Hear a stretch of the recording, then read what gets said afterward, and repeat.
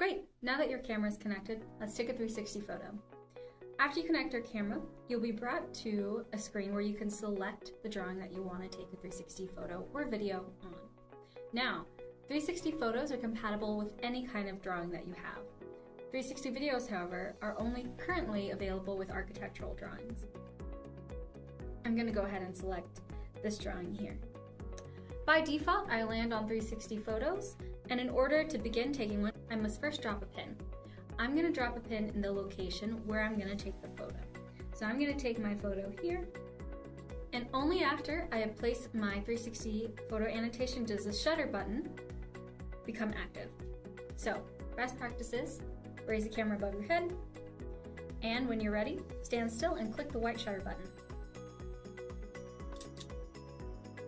You'll hear your camera make a capturing sound.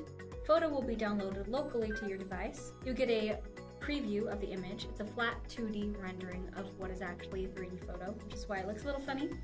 If you don't like it, you can choose to retake it. And if you like it, once you press save, if you have internet connection, it's sent directly to the server. If you don't have internet connection, the next time that you do, this photo will also automatically be linked to our ProjectSight server, so you can view your photo captures in the web.